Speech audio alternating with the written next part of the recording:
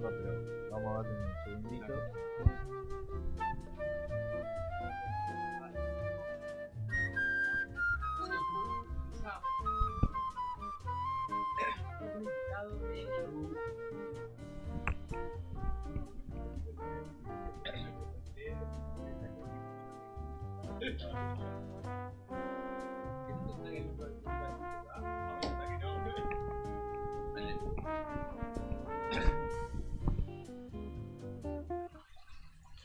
Bienvenidos a En el Fondo. Y bueno, se comenzó, ¿no es cierto? Tenía que pasar algún Tenía día. que pasar algún día, se tenía que hacer realidad. Y hoy venimos con un invitado de lujo. Vamos a hablar Sí, un señores poquito y señores. de una parte del pasado. Sí, ¿Quién muy será, antiguo. no? ¿Quién será? Bueno, lo presentamos. Lo presentamos acá. Al señor Sebastián Núñez. Bueno, Franco, Pedro, muchas gracias por invitarme. Es un placer estar acá en el fondo con ustedes. Y en el primer episodio, ¿no? En el episodio piloto, acá, para hablar un poco de la antigüedad, de uno de los periodos del pasado de nuestra historia, ¿no? Así que me alegro mucho de estar acá y bueno, Y bueno, contanos un poquito, ¿qué hacés? ¿Qué...? Bueno, en realidad yo soy estudiante de la licenciatura en Historia, de Facultad de Humanidades y Ciencias de la Educación. Estoy en mi segundo año. Y bueno, eso es un poco lo que hago y lo que me gusta, ¿no? Yo tengo una preguntita que hacerte, te interrumpo quizás. Sí, no. ¿Qué fue lo que te inclinó a decidirte por la historia? ¿Estuviste siempre aparentado con la historia? Bueno, en realidad no. Es una pregunta muy buena, porque creo que me da pie a comentar un poco una problemática que muchos jóvenes sienten hoy en día, por la que transcurren, y es la indecisión de qué hacer, ¿no? Cuando pasan a la educación terciaria. Y bueno, lo que me ocurrió a mí, digamos, fue que en el liceo yo hice biológico y medicina. Siempre me interesó más el tema de la biología, los animales sobre todo. Pero luego me di cuenta de que la lectura fue algo que siempre me apasionó, la historia, conocer sobre el pasado, ver cómo fue la evolución del pasado para llegar al presente en el que estamos. Entonces me decidí por estudiar historia. La ¿Y verdad. cómo va el transcurso de la carrera? No, excelente, digo, me está pareciendo una carrera muy buena, digo, los profesores dan la clase de una forma muy interesante.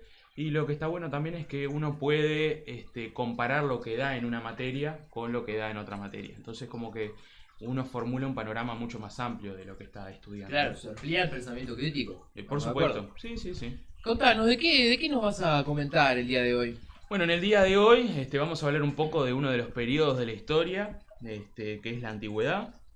Si quieren puedo empezar explicando un poco cómo es la cronología que utilizan los historiadores para dividir la historia. Ahora, antes que nada, Sí. se ve que era de uniforme, ¿no? Porque venimos Sí, bastante sí, parecidos. Sí. Se combinaron en el día de hoy. Me tenías que avisar así venía con otra cosa.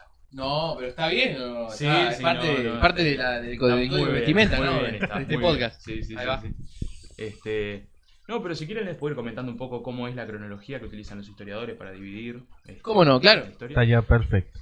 Bueno, bien, en realidad los historiadores lo que hacen es formular una suerte de herramienta mental que es la periodización, la cronología. Entonces, el primer periodo que siempre se rige, digamos, en la periodización es la antigüedad. Antes viene la prehistoria, pero la prehistoria es un poco más complicada porque hay ciertas transiciones con la antigüedad que son más complicadas, que las vamos a charlar ahora. Después le sigue la Edad Media, después viene la Edad Moderna y después la contemporánea, que es la que nos encontramos nosotros en este momento. En realidad, como yo les comentaba, es simplemente una herramienta mental. O sea, no es algo que se rija ciertamente de esa forma en la realidad, sino que un poco lo que se hace es poner ciertos mojones o acontecimientos importantes a manera de guiarse en el estudio de los hechos históricos, ¿no? Por ejemplo, la antigüedad, que es lo que vamos a trabajar ahora, se dice que comienza un poco alrededor del 3300 a.C. Esto puede ser un poco más, un poco menos. Y se dice que termina en el 476 después de Cristo, que es cuando cae el Imperio Romano de Occidente. Que esta es una fecha que un poco tenemos más clara en el estudio de la historia. Claro. Pero en realidad, no sé, si quieren podemos pasar a hablar un poco de lo que sería la antigüedad. Sí, Sí, a mí sí, lo que me por interesaría favor. saber y trasladar Sí, serían sus características principales, capaz. sí. No sé, capaz que puedes empezar por ahí. Sí, cómo no. Bueno, en realidad uno cuando estudia la antigüedad, o en el común, ¿no? El ciudadano lo que sabe de la antigüedad, es que es un periodo repleto de cultura. Uno lo primero que piensa es en Grecia, en Roma, es lo primero que a uno se le viene a la cabeza.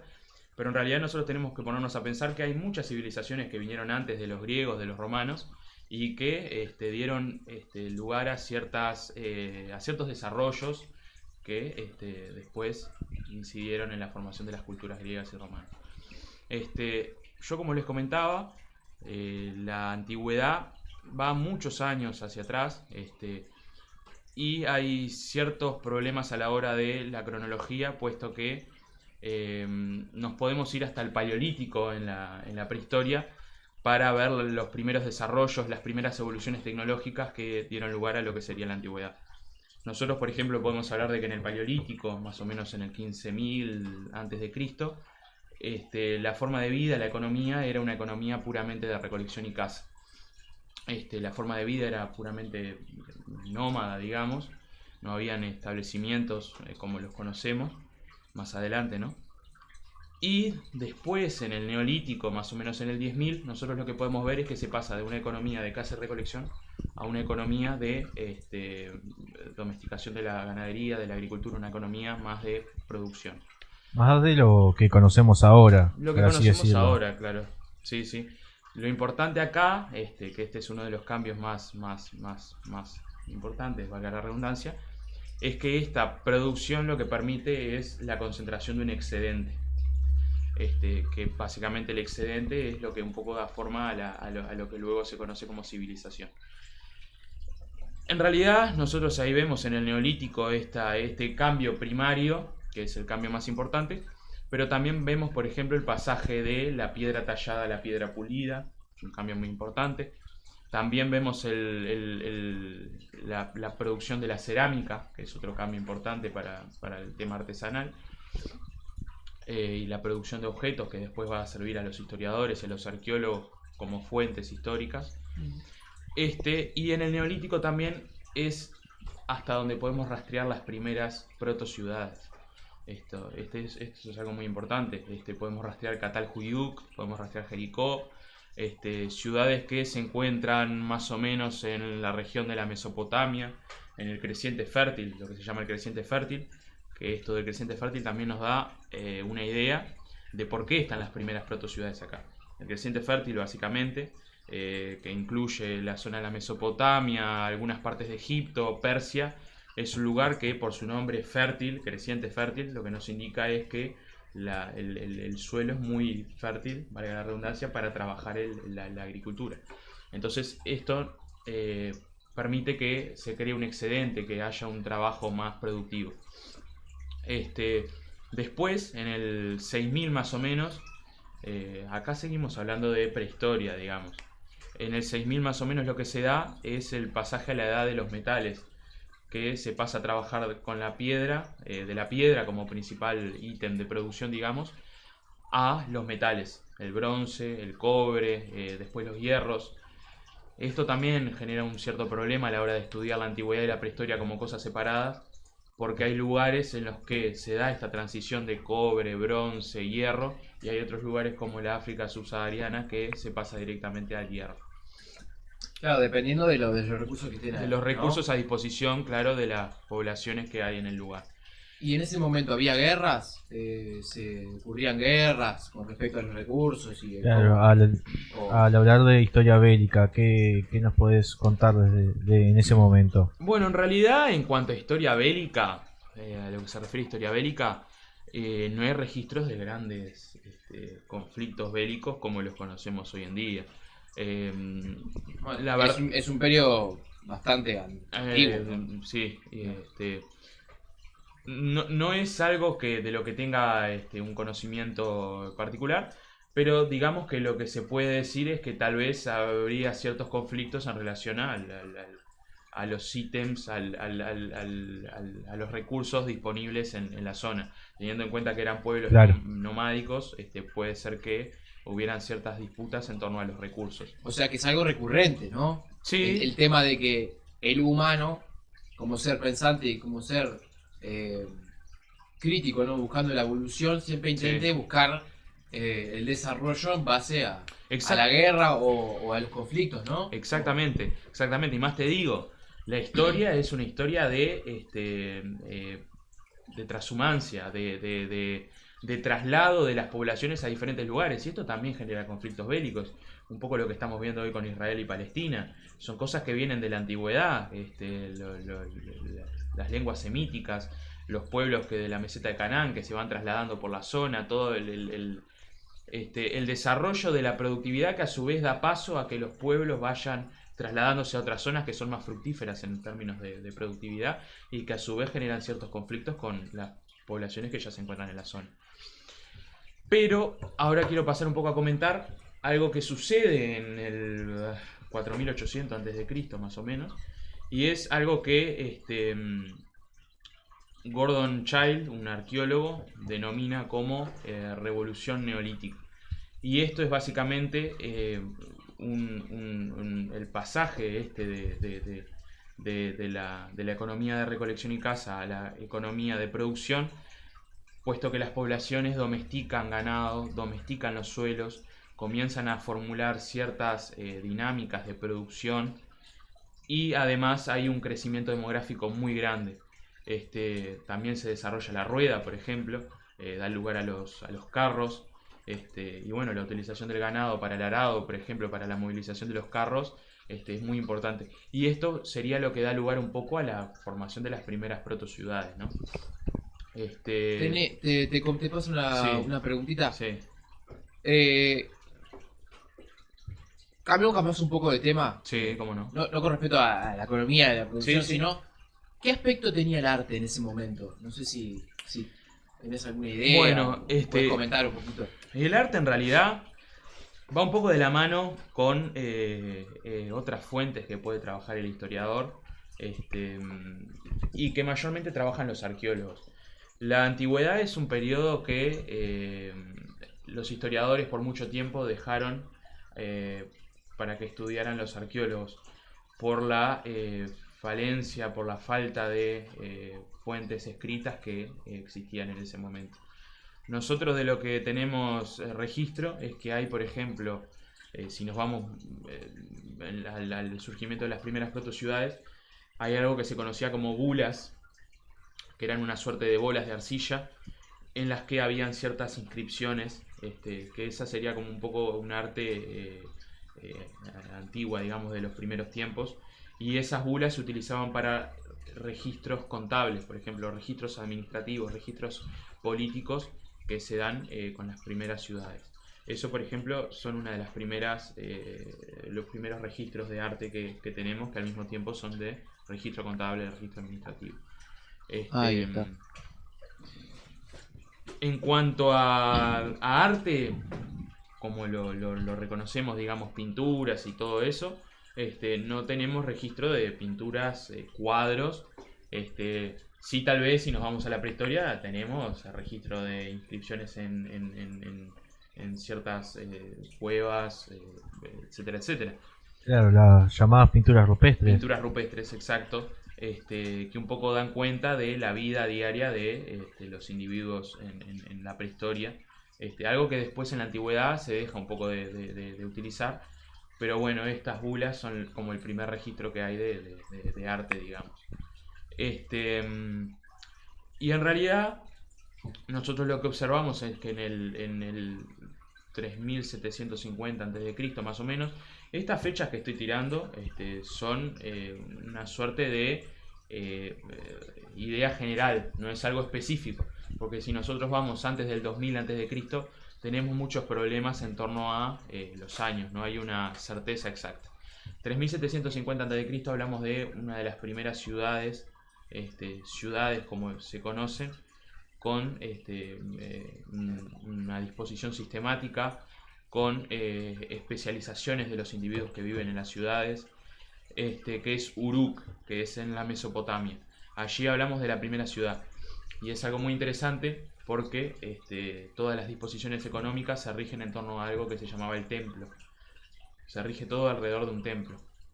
El templo, que es como un centro ceremonial y religioso también. Cuando digo religioso hablo de cierta concepción espiritual que existía en ese momento, no hablo Claro. de las religiones como conocemos, religión cristiana, religión católica. El templo era el centro, digamos, de la ciudad y era un centro territorial de aldeas, de regadíos. El templo era eso. Después viene el palacio también, que es una economía un tanto palatina, pero el templo es la primera forma de centralización del poder, digamos. Y es una economía que nosotros observamos de doble circuito. Básicamente lo que hay es que hay obreros a los que se le da parcelas. Esos obreros, mano de obra servil, trabajan y el excedente de su producción va para el templo. El templo lo que hace ahí es redistribuir ese excedente y se lo da a los especialistas de la defensa, de la administración, de la contaduría, etcétera, etcétera, etcétera. Y ahí, bueno, es lo que vemos como economía de doble circuito. O sea, lo que podríamos decir es que la ciudad que estás comentando Sí. sería una de las más influyentes en esa época. Sí, en ese periodo sí, porque es la primera la primera ciudad con esas ciertas disposiciones que vemos que representan lo que nosotros conocemos como ciudad. Esa es la centralización del poder, las formas de agricultura, de ganadería, las especializaciones, la contaduría, la administración, la economía. Son cosas que vemos por primera vez, por ejemplo, ahí en Uruk, en la Mesopotamia, ¿no? Por eso es que a Mesopotamia se la considera como la cuna de la civilización. Ahora, todas estas cuestiones que yo estoy comentando, como ya les comenté a ustedes, son cuestiones que un poco hacen de transición entre la prehistoria y la antigüedad. No hay una fecha exacta de cuándo termina la prehistoria y cuándo termina la antigüedad, pero se suele recurrir al 3300 a.C. porque se dice que en esos tiempos fue que surgió la escritura.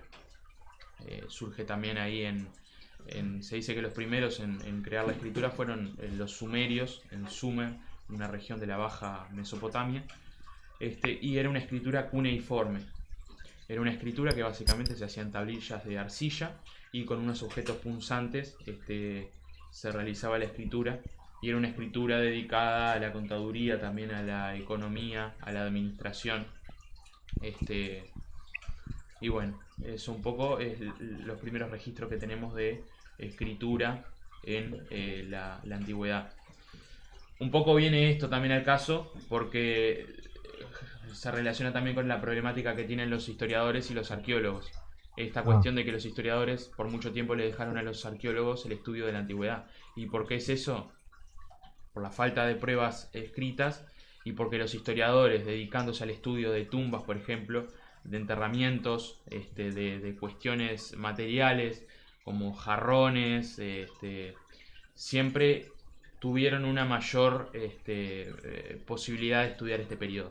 Claro. Por eso es que los historiadores utilizan el 3300 más o menos como inicio de la antigüedad, porque es cuando se crea la escritura y ahí es cuando hay una idea mayor de fuentes que pueden servir para el estudio de la historia de este considerado primer periodo de la historia y de estudio del historiador, digamos, ¿no? Perfecto.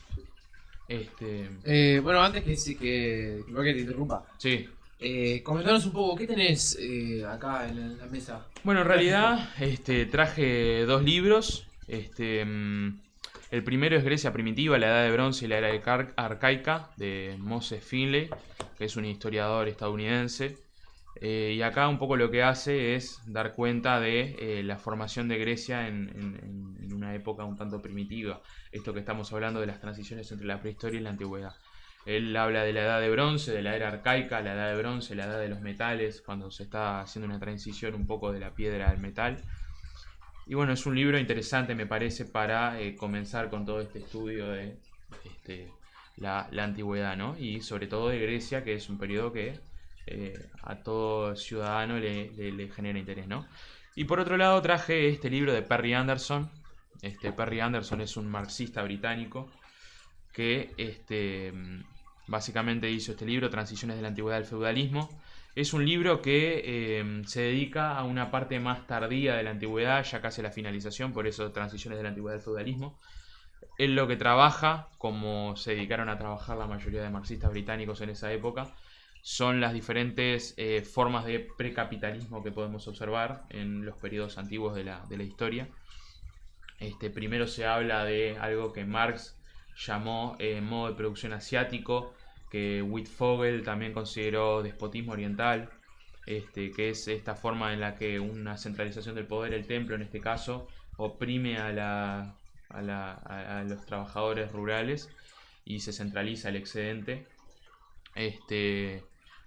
Y las relaciones de poder también se ven explícitas ahí. Después Perry Anderson trabaja estas transiciones de la antigüedad al feudalismo, que él básicamente estudia la esclavitud en el periodo antiguo, que él considera que es una forma de precapitalismo, y lo relaciona luego con el feudalismo, con los señores, con los vasallos, que es algo que viene luego en la Edad Media. No vamos a meter a hablar de eso ahora, pero creo que son dos textos que pueden ayudar a todo el que esté interesado a adentrarse un poco más en cómo se desarrolla la antigüedad, ¿no? Muy bien, bien. Bueno, en realidad, no sé si quieren un poco pasar a hablar de otras civilizaciones que marcaron el periodo antiguo. Yo creo que la Grecia, Roma, fueron las que más marcaron este periodo, Roma sobre todo, pero creo que Egipto también fue importantísima. Egipto tuvo un avance importantísimo en términos de desarrollo tecnológico. Uno siempre que le hablan de Egipto lo primero que piensa es en las pirámides. Y está este tema de las pirámides las construyeron esclavos, las pirámides las construyeron obreros. O la construyeron los aliens. Los alienígenas, ¿no? Sí, Digamos. también. Para los conspiranoicos esa es una buena teoría. Ahí va. Pero en realidad, por lo que tenemos de registro, quienes construyeron las pirámides eran obreros que venían de otras zonas, de diferentes zonas, y rendían homenaje al faraón. Entonces, Egipto era un espacio territorial, y ese momento histórico de Egipto era un momento en el que la realidad y lo espiritual estaba como entremezclado. No había como una diferenciación de luego la muerte, la vida. Era como que, valga la redundancia, lo espiritual y lo real venían en el mismo tarro, digamos.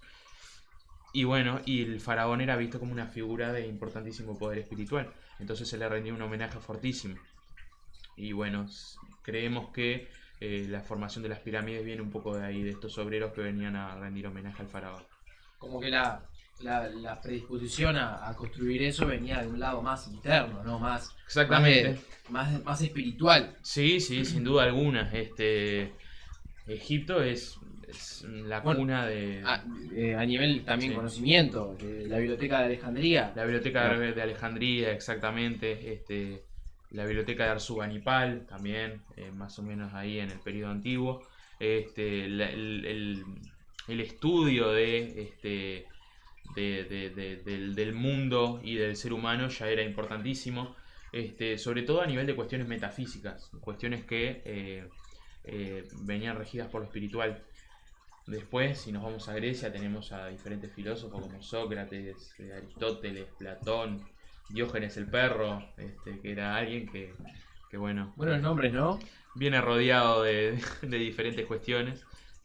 No sé si ustedes conocen la historia de Diógenes el perro con Alejandro Magno, que Alejandro Magno fue a Grecia y se encontró con Diógenes el perro, y Alejandro Magno le dijo: yo si no fuera Alejandro Magno me gustaría ser Diógenes el perro. Y Diógenes el perro le contestó: y yo si no fuera Diógenes el perro me gustaría ser Diógenes el perro, y movete porque me estás tapando el sol. Básicamente. Claro. Eran gente que era muy independiente, les gustaba vivir en la suya, digamos, pero tuvieron una incidencia brutal en la producción teórica, digamos. Y en realidad no sé si podemos pasar a mostrar un poco algunos personajes de la antigüedad que me parecen interesantes para trabajar. ¿Cómo no? Ahí, por ejemplo, tenemos a Cleopatra, Cleopatra fue faraona de Egipto. Era descendiente de uno de los generales de Alejandro Magno. Y tuvo una relación, siempre está esa historia de si tuvo una relación amorosa con Alejandro Magno o no tuvo una relación amorosa con Alejandro Magno. Pero saliendo de eso, fue una importantísima faraona y emperatriz de Egipto, ¿no? Después tenemos a Ramsés II, que Ramsés II fue también importantísimo. Siempre viene a la cabeza la idea de Tutankamón. Tutankamón en realidad es conocido porque fue una de las primeras tumbas que se encontró, si no la primera tumba, no mal recuerdo. Pero en realidad en vida no tuvo aportaciones muy incidentes. Ramsés II sí tuvo aportaciones más incidentes. Y además hay todo como un halo de espiritualidad que rodea a Ramsés II, que era lo que estábamos hablando de la relación entre realidad y espiritualidad, que por ciertos estudios que se han hecho, se sabe que Ramsés II, primero que tenía un pelo rojizo, cobrizo, muy extraño, y además que medía como 1,95 m, casi 2 metros, era una persona muy grande. O sea, Claro, que comparado con los estándares de esa época, capaz que... imaginemos que en una sociedad como Egipto, que era una sociedad muy creyente en términos de lo espiritual, tener como faraón a una persona que tenía esas cualidades físicas era ya una representación muy grande de Claro. lo que podía ser un dios, ¿no? Después tenemos también a, no sé, otros personajes que vienen después en Roma, que, bueno, ahí en Macedonia, el reino de Macedonia, que es anterior a Grecia, tenemos a Alejandro Magno. No me pase la foto que... Van pasando Van lo que pasando, pasa. van pasando. Va pasando, está. Vos Vas a hablás. estar comentando, vas a estar Está, comentando de lo que van apareciendo, si no... En realidad, Alejandro Magno, que un poco lo nombramos ya por esta relación, pseudo relación que tuvo con Cleopatra. De Alejandro Magno lo que se dice es que fue el mayor líder militar de todos los tiempos. Es muy estudiado por todos los historiadores bélicos, por las conquistas que tuvo. Fue vencedor de los persas. La victoria contra Darío III, contra el imperio Aqueménida, que era el imperio más importante en la época de la antigüedad, de Persia, ¿no? Y bueno, fue alguien tremendamente importantísimo. Después viajó hacia Egipto y ahí es que se dice que tuvo esta relación con Cleopatra. Después tenemos otras figuras como por ejemplo en Roma, Julio César. Julio César también es una figura que viene cargada de mucha importancia. Creo que debe ser, sin lugar a duda, no sé lo que opinan ustedes, pero debe ser la figura más importante de toda la antigüedad en términos de lo que conoce la gente. Cuando a una persona le nombras la antigüedad, lo primero que viene a la mente es Julio César. Pero también hay un problema, y es que la gente cree que Julio César era un emperador. Y no es así. Julio César lo que era un dictador. No era ¿Qué un diferencia dictador. hay?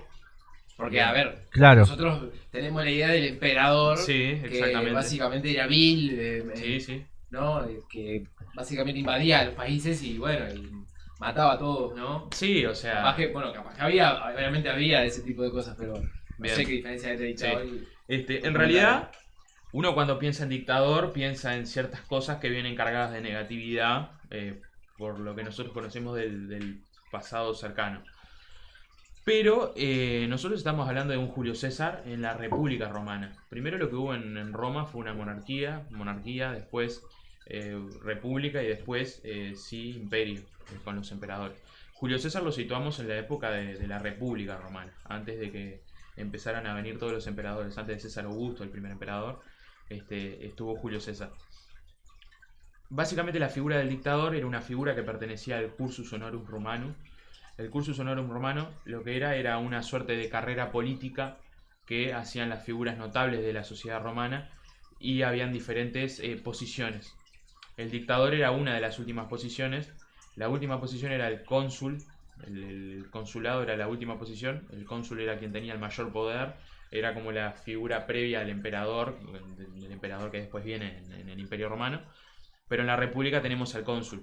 Y el dictador era una figura importantísima porque al dictador se lo utilizaba en periodos excepcionales, en periodos, por ejemplo, de crisis civiles, de guerras civiles, se denominaba al emperador, al dictador como el centro del poder, digamos.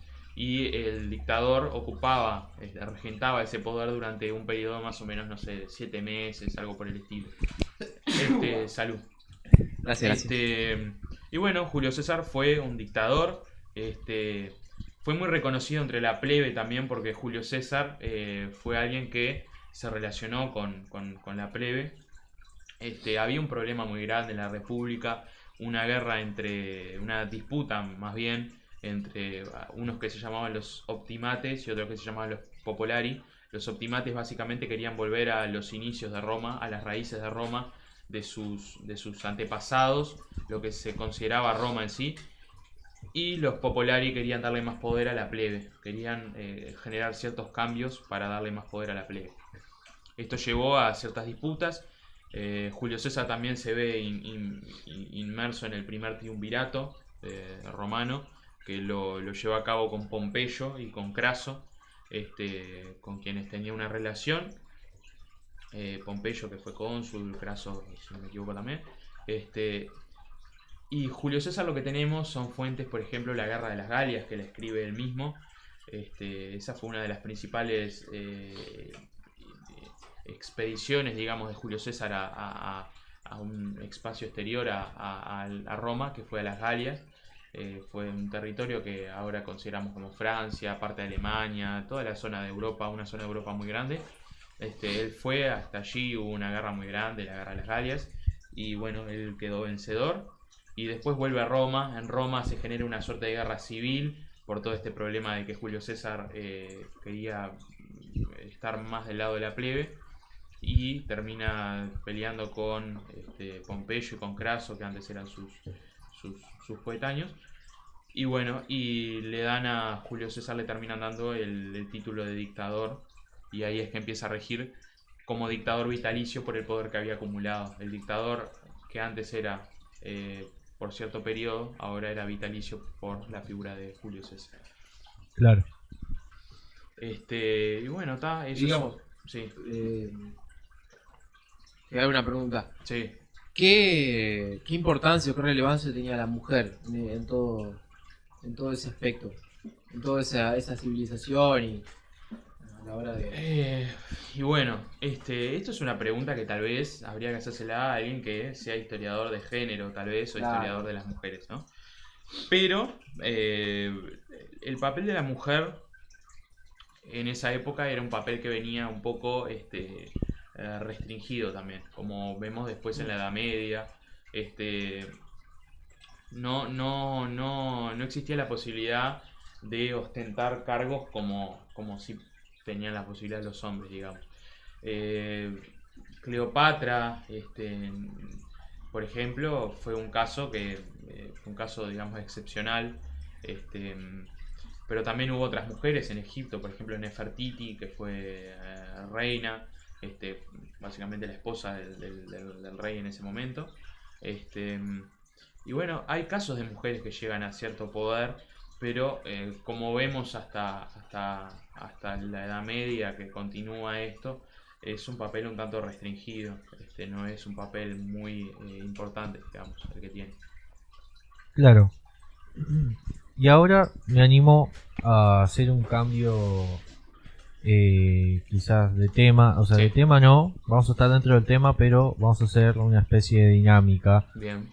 donde queremos que nos hables y nos cuentes un poco de cuál es tu pensamiento acerca de las distintas representaciones que se hacen de este periodo en el cine. Bueno, creo que esto es una pregunta que podemos contestar en realidad los tres al mismo tiempo, porque somos, Sí. no sé si saben, pero somos unas personas que tenemos un gusto bastante grande por la cinematografía, digamos. En realidad yo lo que creo es que el cine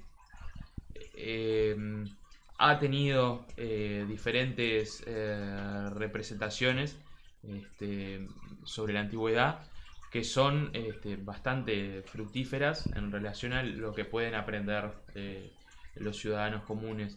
esto que se llama el uso público de la historia.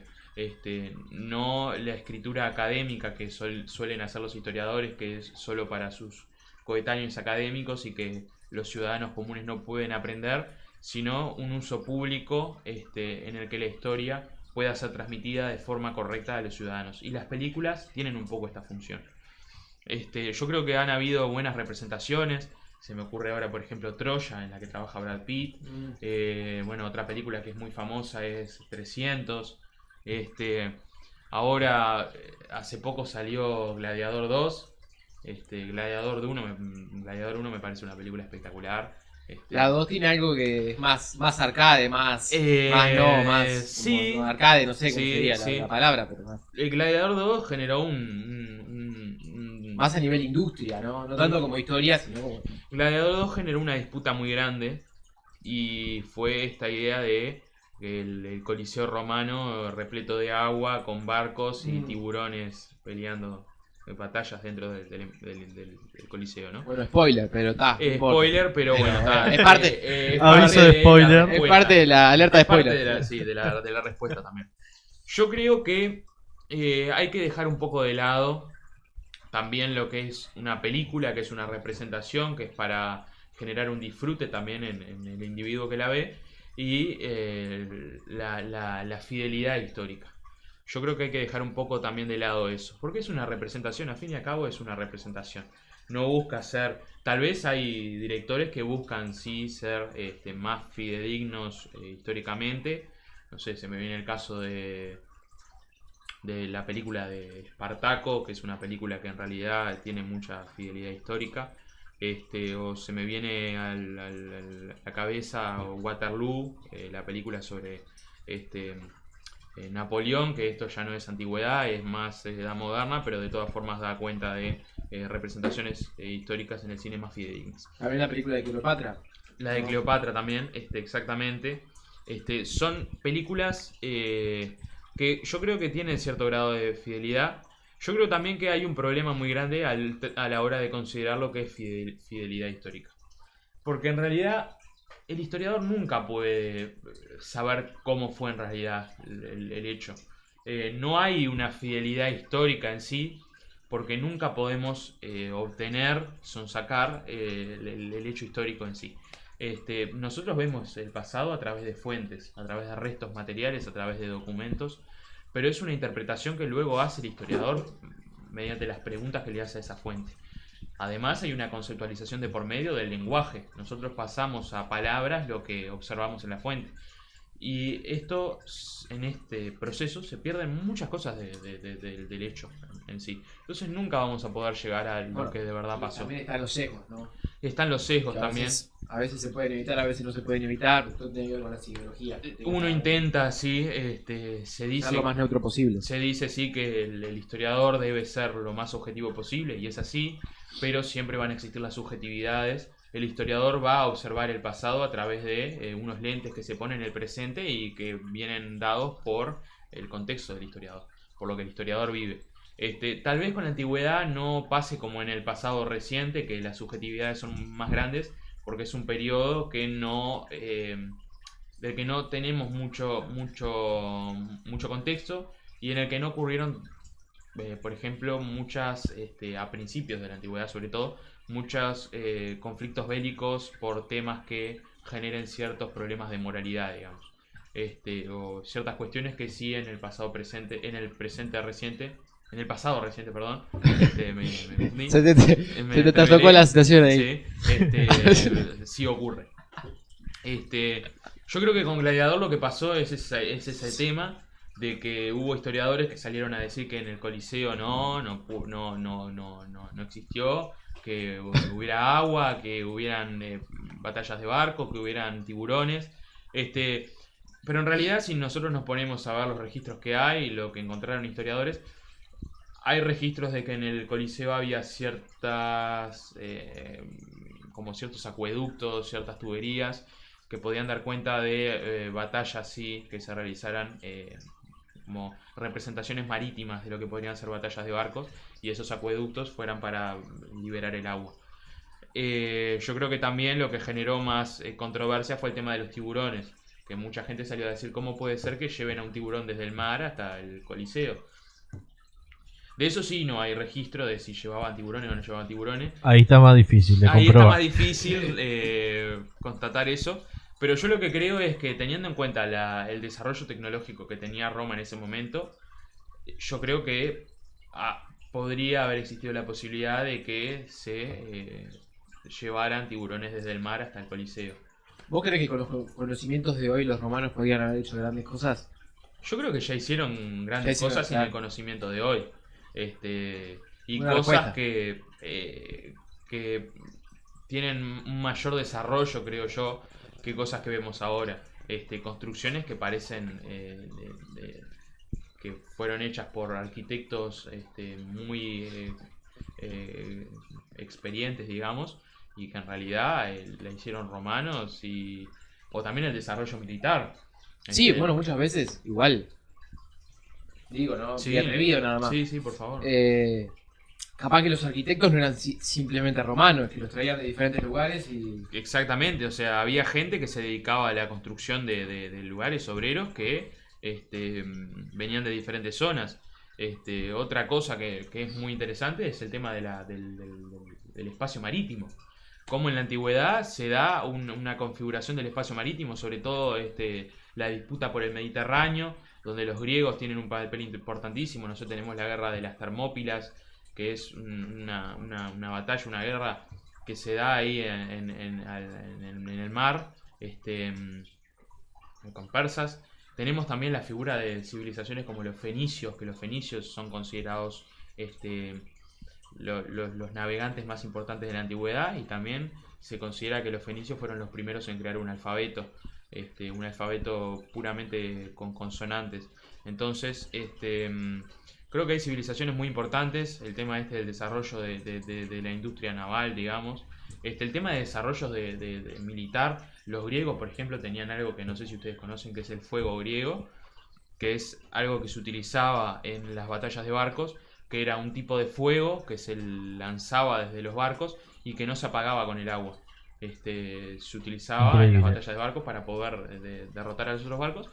Y tenía, no se sabe qué bien qué era lo que tenía, hay como una controversia acerca del fuego griego, pero puede ser que tuviera algún tipo de aceite, algo que hiciera que no se apagara el fuego al contacto con el agua, y que además era muy pegajoso, muy inflamable. Era algo que parece raro Sí, para sí. la época. Pero hay un desarrollo excepcional. Y a nivel conocimiento filosófico o en la educación, ¿qué puedes comentar al respecto? Bueno, yo creo que para un conocimiento filosófico, algo más a nivel de producción teórica, nos tendríamos que ir más a lo que es Grecia. Sin duda alguna que en Mesopotamia, en Egipto, sobre todo en Egipto, ya hay como un desarrollo de ciertas cuestiones teóricas. Pero en Grecia vemos todas estas figuras que yo te comenté hace un rato: Aristóteles, Sócrates, Platón, personas que se dedican a la filosofía, y los primeros filósofos, ¿no? Y que desarrollan ciertas cuestiones que después vemos impregnadas en diferentes teóricos que vienen en periodos más posteriores. No sé, por ejemplo, las creaciones de Platón en torno a la República, el texto de la República, de cómo tiene que ser una sociedad perfecta, de cómo tiene que ser un buen régimen, o las cuestiones de Aristóteles en torno a la metafísica.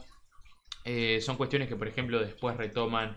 Estuve haciendo un trabajo hace poco, un informe alrededor de una figura de la Edad Media, que es un filósofo musulmán llamado Abu Nasr al-Farabi, que básicamente retoma cuestiones que ya había trabajado Platón y Aristóteles para dar forma a una sociedad perfecta.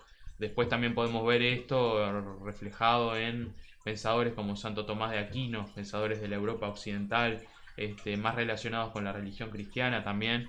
Entonces son cuestiones que nosotros vemos reflejadas mucho tiempo después. Entonces ahí se ve que aunque fuera un periodo muy antiguo en el tiempo, y aunque no haya tanto documento, tanta fuente, de todas formas fue algo que permaneció, digo, en el imaginario de todos los individuos que vinieron después, ¿no? Eh, Bueno, tiene mucha relevancia, ¿no? Exactamente. Hasta hoy en día. Hasta hoy en día, sin duda alguna. Hay sociólogos, por ejemplo, se me viene el caso de Spencer o gente como Darwin que formularon revoluciones del estudio de las sociedades, que consideraban las sociedades como un organismo.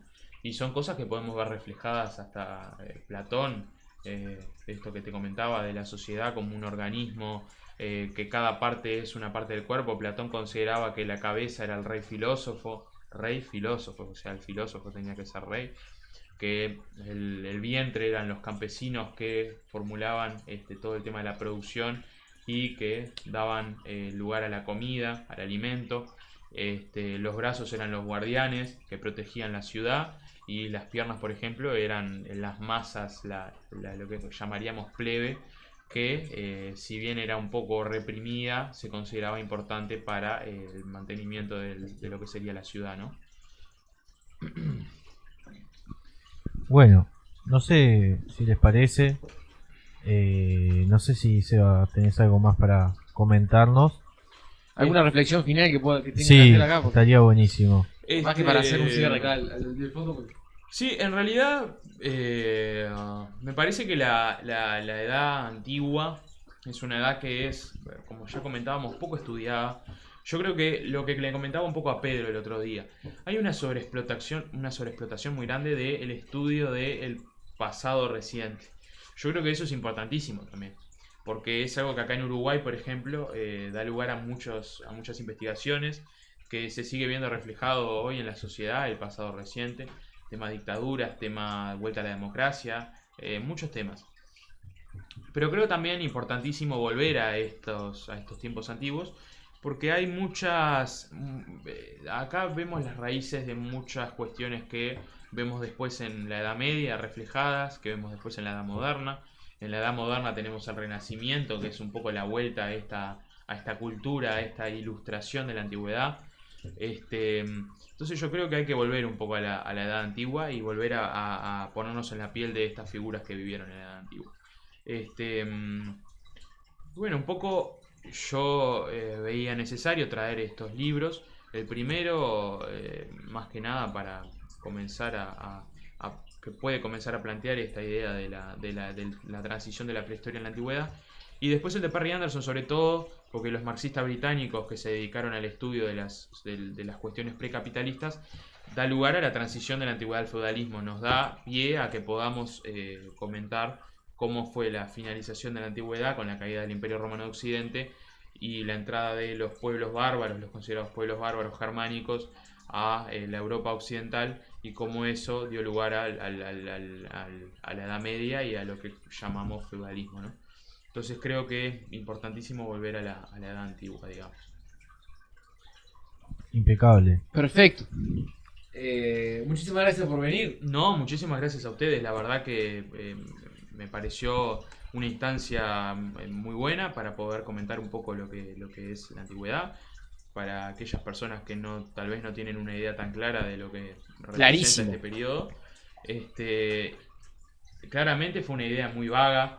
No podemos hacer una profundización, pero están invitados todos los que se vean interesados en la antigüedad a profundizar en las distintas bibliografías que hay disponibles de los distintos autores que trabajan en la antigüedad. Y bueno, nada, les agradezco enormemente el que me hayan invitado, y bueno, nos veremos en otro próximo capítulo, ¿no? Buenísimo, entonces damos por finalizado el primer episodio, un éxito, la verdad que Por ahora sí, la verdad. me parece increíble el que estemos acá, la verdad que, Sí, sí. que después de todo la tramoya que hicimos para poder hacer funcionar esto. Bueno, vos, si yo no hice nada, no importa.